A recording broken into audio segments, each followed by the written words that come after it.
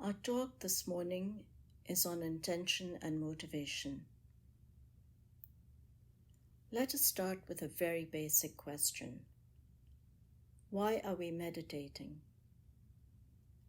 Clearly knowing the personal intention and what motivates that intention can make an enormous difference to the understanding, determination, and discipline we bring to our own practice.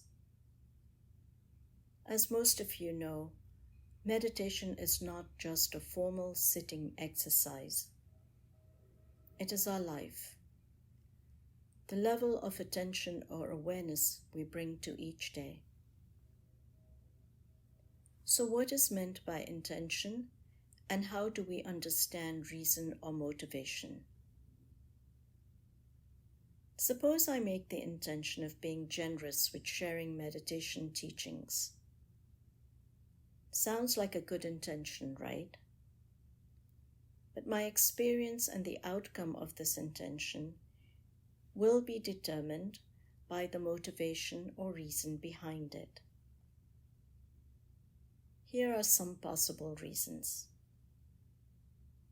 It could be a desire to give others the same opportunities and insights that have been given to me, so they may also find relief and peace.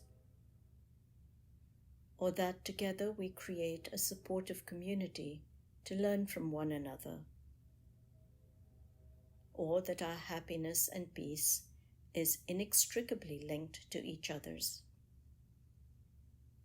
These motivations make generosity a wholesome intention. It is wholesome because its outcome is positive and satisfying for me, and I hope for others as well. Now, on the other hand, the motivation for sharing the teachings could be a desire to show off my knowledge, assert myself, or self-promotion. Then in that case, my motivation would make the intention of generosity a contradiction and unwholesome. Why? Because it could reveal a need for attention, possible issues of self-worth or self-centeredness. The outcome could be disappointment and unhappiness. I would need to further examine my reasons and see if they arise from insecurity or fear, feeling unloved, feeling life is unjust, and then why that is so. If I think I'm practicing generosity with these underlying reasons, it is not going to work, as it would actually be practicing self-promotion, attention-seeking, or whatever is behind it. It would result in an unwholesome outcome, as it would be perpetuating qualities that result in unhappiness. So same intention of generosity, but different outcomes with different motivations. To make meditation and life positive and fulfilling, it is important to understand myself, to be very truthful and honest, no self-delusions. What is your purpose for meditation? Are the actions and behaviors each day fighting, in contradiction with the meditations, the intention, and its reasons? In that case, the meditations are only adding to a conflicted self unable to be at peace. They don't work. Consider this example. A knife is a neutral tool. In a surgeon's hands, it heals. In a violent person's hands, it kills. In a kitchen, it is our most basic and essential tool to make meals that nourish body and mind. The same knife acquired a different purpose and outcome in each set of hands and circumstance. How will we use the gift of life? How will we use meditation as a tool? Will we live with knowledge and be awake to it, or sleep through it? Will we choose to heal or violate or nourish ourselves and others? With what motivation are we sowing intentions, both intentionally and unintentionally? Do we think through about what will be the outcome of this? The strength of the intention will help each of us decide how much time we're willing to devote, how disciplined we can be. By reminding ourselves of our intent, we give it strength and become more persistent and focused, more determined when often it becomes too easy to say, I just don't have time. I'm way too busy. This is not worth it. As a group, we help each other strengthen our resolve and stay on the path without any judgments, fully accepting ourselves and everyone else. We realize that we all suffer the same human struggles.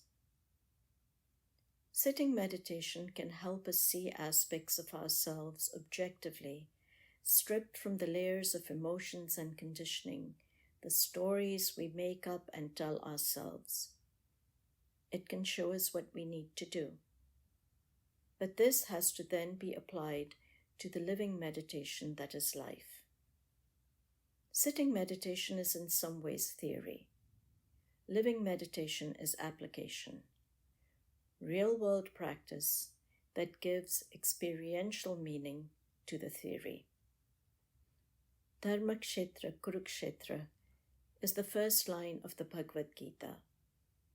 The field of universal truth or dharma is only experienced and realized in the field of life.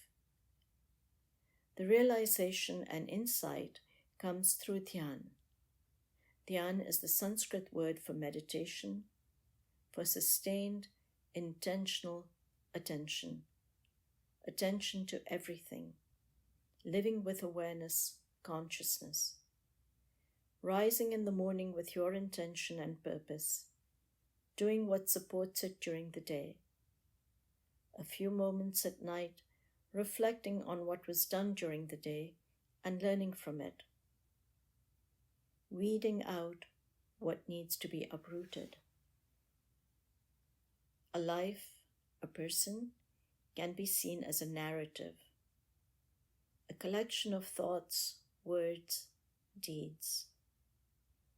These are seeds that are planted and cultivated over a lifetime, day after day, year after year, making up the story of me. Meditation is the light of awareness. We shine on it. So when we commit to meditation practice, it is a personal commitment we make to ourselves. It is not to anyone else. It becomes the inspiration to fulfill the aspiration of a self-directed narrative. What is my story? What do I aspire to be? What kind of life can I create with purpose? My suggestion is to let this intention come spontaneously from within. It is best not to impose what you think you should be, depending on the prevailing social norms, as this often leads to internal conflict. In Yoga Nidra, we have our sankalpa, positive affirmation, or intention. Perhaps you may want to spend some time and think about yours, and refine it into a short sentence or two. And over these 6 months, we will incorporate it into the practice. It becomes our North Star when we start losing ourselves. We all feel lost from time to time, especially when life does not flow the way we want, and it insists on carrying us on its own flow. The important thing is knowing we feel lost and then finding our way back to meaning and purpose. remembering the intention. As Viktor Frankl beautifully stated, we can bear our suffering if we know that it has a purpose. Our intention helps us see that our life is meditation. So today, let us see where we have been and where we want to go. Next month, we will reflect on what we need to strip away to realize our intention more fully. We will begin our sitting practice.